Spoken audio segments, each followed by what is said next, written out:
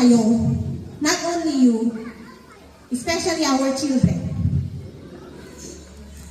kapag may maalis na teacher.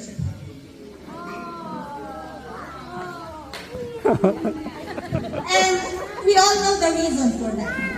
The reason for that is kasi nga, mas kayang ibigay ni public yung sahod na kailangan nila. And we understand that.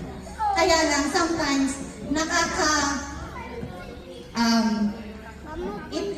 it feels sad, especially for our children, that they need to adjust to different teachers.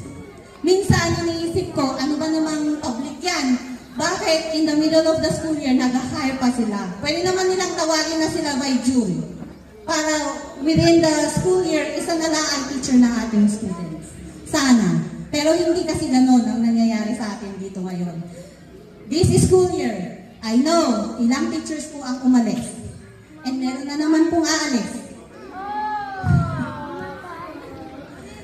Ano to? Fourth grading na nga kukunin pa eh. Diba? Parang, hello, public. Parang, I have this kind of, pero ako din noon.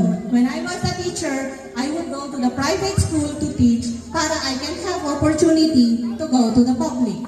So I totally understand it. But I feel sad. Kasi, ang mga estudyante natin, naiiwan na parang,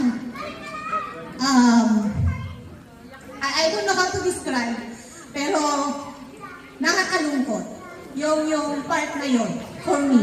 And never ko namang in-expect kasi na magkakaroon tayo ng Mere Achievers dito sa Lawak. I never expected that I will be one of the admin of a school.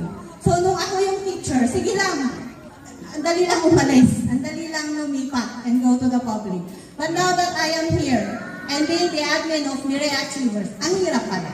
Now I understand yung mga bosses ko dati kung bakit ang stricto nila kapag may kumukuha ng employment certificate. Kasi nga, they were also thinking of their students. I think, yun din yung nasa sa kanila.